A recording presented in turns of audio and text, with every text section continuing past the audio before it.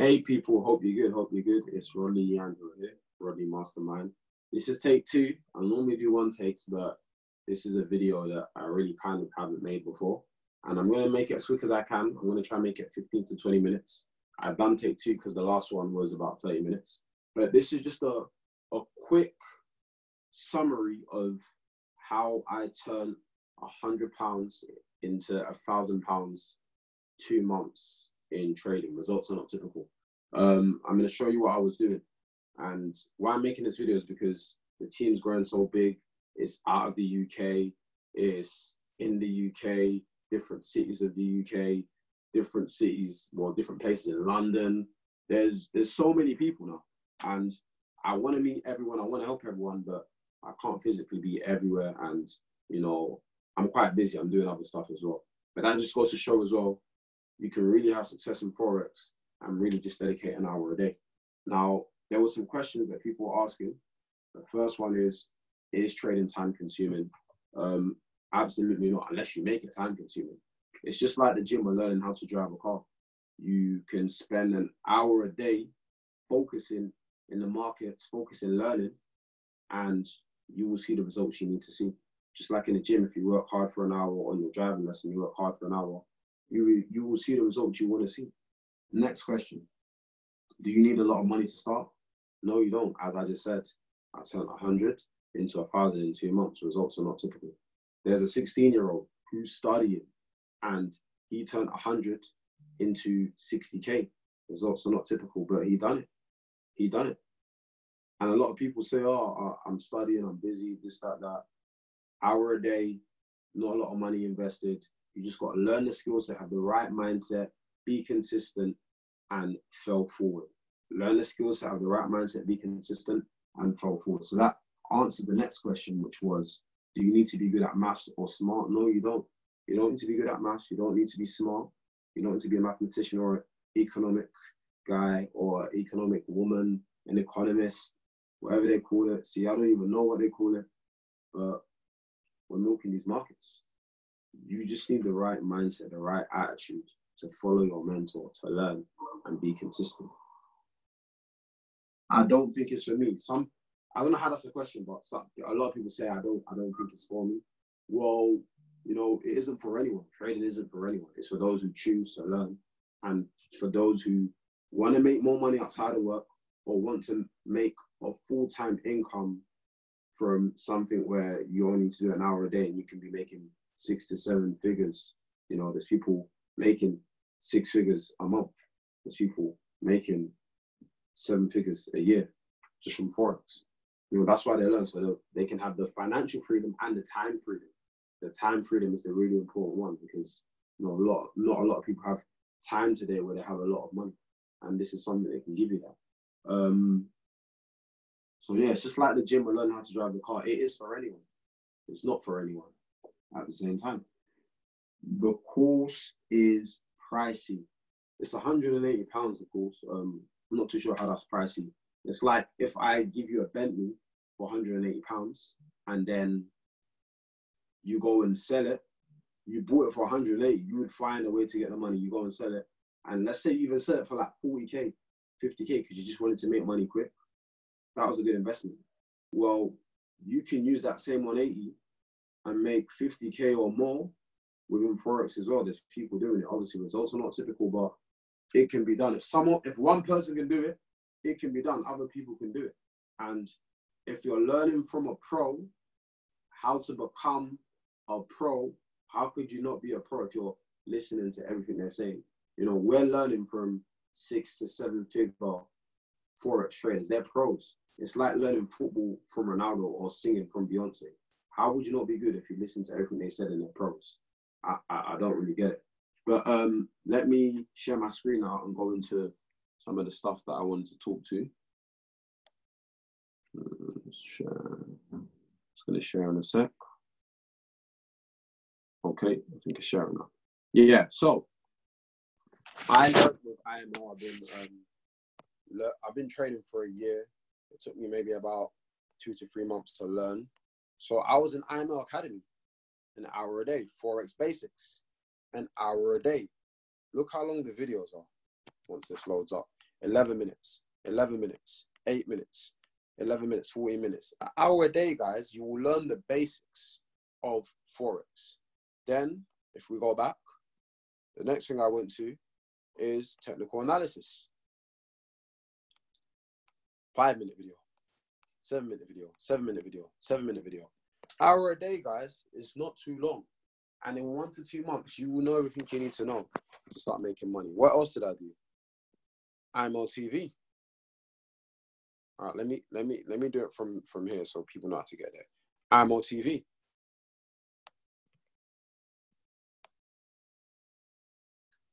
English. Forex Advance. Who do I watch? Chris Derrick. You can watch pre-recorded if you go to recorded videos, if you're busy. That's live sessions of them analyzing patterns and trends, showing you their strategies. And these are 6 to 7 figure earners in Forex. Leon Davis. It's my #1 guy right now, Leon Davis. Trend trader, that's what I do. Pre-recorded videos. There's questions and answer sessions in those videos as well. Marking up live charts. Then we've got also Gold Cup guy, Lucas Longmire. So with Gold Cup, Luke Longmire. Pre-recorded videos as well. I take some Gold Cup signals as well every now and again. One more thing I want to show you, then I'm going to go into the charts. Forex Factory shows you when there's going to be high impact news. Red means high impact news. Orange means medium impact. Yellow means not really no impact. This will allow you to know when the markets might be a little bit risky to get into trades and they won't follow the structure they normally do. I still get in and I still make money, but some people choose not to. So you can just take a note of that. Now let's go into trading view. I'm trying to wrap this up quick. As you can see, I'm a trend trader. I'm using an hour chart and it's quite simple. You're just using trend lines and support and resistance to get confirmations to get into a profitable buy or a sell. Now, if I'm going to get into what I need to say once I actually start using the brush and drawing up some stuff. But as you can clearly see, it's simple. Support, resistance, and a trend line. You can see that that is a downtrend because price has been going down. And what do you want to do in a downtrend?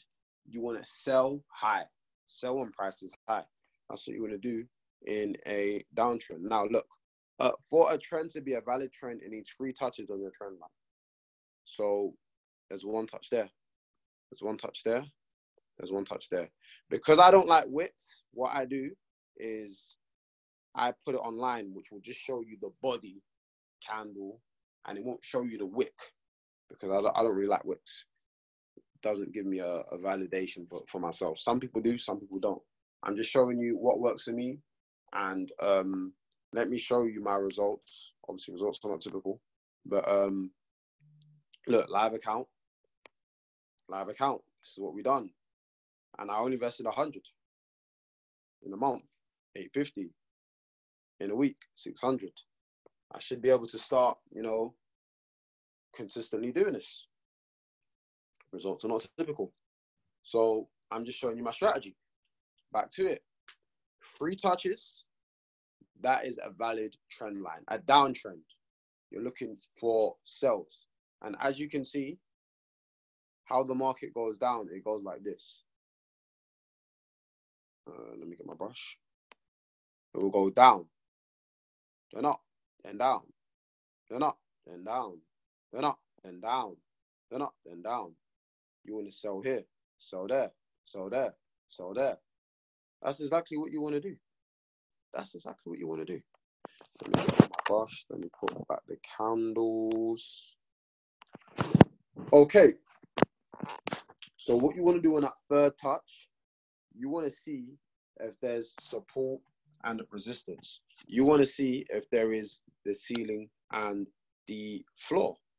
That's exactly what you want to do. So I go back into lines and let me just show you. So here, ceiling. There, floor. It doesn't have to be perfect. There, floor. There, ceiling. Okay? So what support and resistance is it shows you areas that the market respected. Now, we see support as the floor because the floor supports us. The market didn't go below that area. We see ceiling as resistance because the market didn't go above that area. It was respecting that area. That's what support and resistance is. So you can clearly see there was a big rejection candle. Now, there's a few things you could have done here to get into a successful trade. Then I'm going to show you how many pips you could have made.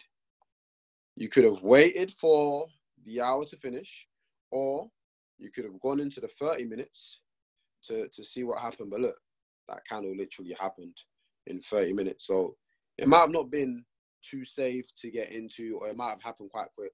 This was probably due to news. So what you could have done if you missed that, some people would have still got in. It's good to wait for the candle to finish, but let's say you missed that. The next area, because what did you see price do? Price broke. Let me get my brush. Price broke the ceiling, retested. Can you see? I mean, it broke the floor. Sorry, it broke the floor, and it retested the floor as a ceiling. We've seen the downtrend, so that is a good point for you to get in to the sell. Or what you'd normally do is, let's say the hour candle finished at about 10 to 15 pips. You can get in after it finishes. But like I said, this was because of news. But you see, news isn't so risky because it followed market structure. It followed market structure. Let's see how many pips you would have caught if you got into a move like this. So yeah, you could have got in. Let's say you. Let me close that. Let me open it again. Let's say you got in. So look, let's say you got in here because you wanted to be sure. Someone like me, I'd get in here. I want to be sure. Look at that, 54 pips. I only go for 30 pips. I just want to make 30 pips. I do 3 to 4 entries on 0.08, and I will take 2 out at 15 to 30 pips, normally 30 pips, and then I put them in stop profit, all 4 or all 3 entries after 15 pips. Stop profit means that it's risk-free. It means that if the trade goes the other way, you don't lose no money. You'll be taking out a trade, yes, but you won't lose no money. So I'll put the stop loss after I'll put the stop loss 5 pips above the entry after I'm 15 pips in profit. And I'll just ride a wave. 30 pips. Let's say you consistently learn how to make 30 pips. On 0.01, that's going to be £3. On 0.1, that's £30. On a standard, that's £300. On 10 standards, that's £3,000. So if you consistently learn to catch a certain amount of pips, all you got to do is increase your lot size and you will make a lot more money. Is that making sense? Look how simple that analysis was. Does everyone see how simple that was? Now, let's go. Let me quickly say one more thing before I leave this as well, yeah? Because, you know, there might be some people saying, okay, but what if price didn't do that? Okay, look at this area as well. Let's see them coming up. So this is actually a Saturday. That's why the market isn't happening. The market isn't moving. Okay, let me zoom out. So you can see. This is going to be the 4th touch. Right here. Let's say it does go up. There's 2 things that it can do. Now, if it goes up, you want to wait for either one of 2 things. Let me find that arrow. So look, let's say it's gone up. You want to wait for the rejection candle before you get in for a sell. Or what you want to do here is, if it breaks, wait for the retest. wait for the retest so you can be sure. And then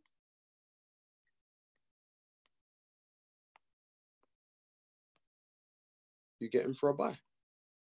Remove that. No, let me just delete that because it might start confusing people. So it went up. Wait for the retest, and then you get in for that buy. Let me just throw that arrow. You get in for that buy. Zoom. Those are the two things you can do. Now, let me go to another pair quickly. GPJPY. Okay. This is just the bodies. There's no wicks. On this one, I'm going to have to go back to the hour. I'm going to have to zoom out because what I done is I went from low, and then I connected dots. So that was the lowest point. Zoomed out on the hour chart. And then I looked for the touches. 1, 2 touches. Some people will say that third touch. Okay, so look, that's the first touch.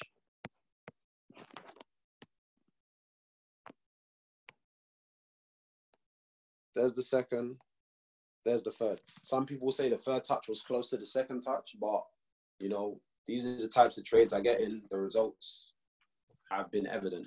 But let's say you don't want to get into that because it's close. Then look what you could have waited for. Look what you could have waited for. Price broke the ceiling, retested as the floor, and then it went for a nice buy.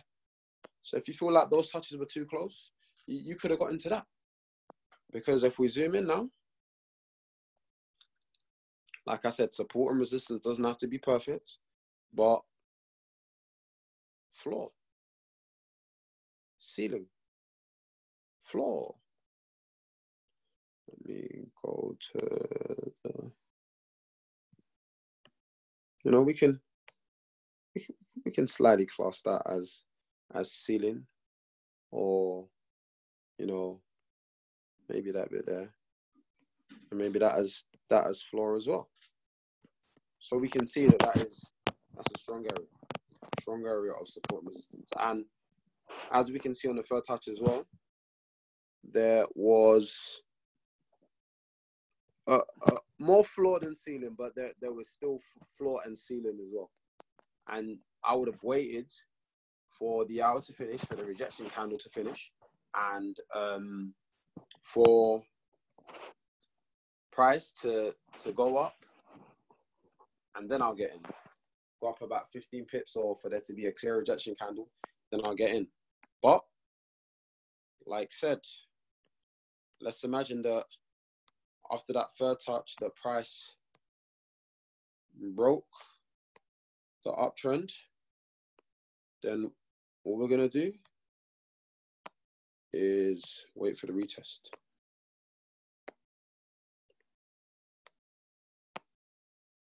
And then price would have flew down. Now let's go into the pip count to see what you could have potentially made. That's back on the 1 hour. So I would have got in around,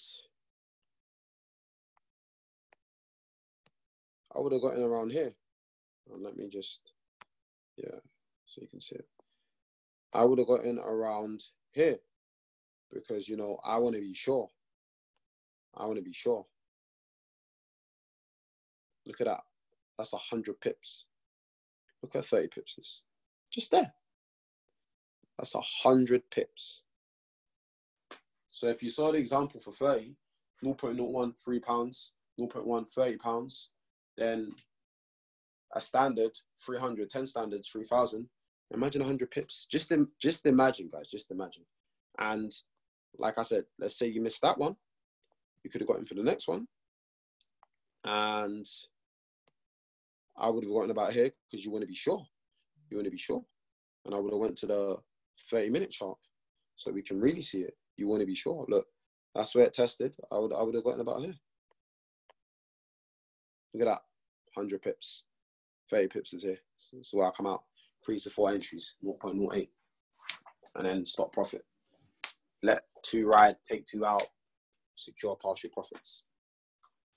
Simple, guys. It is simple. Yes, took me a while to learn it. Wasn't easy. I do take some losses.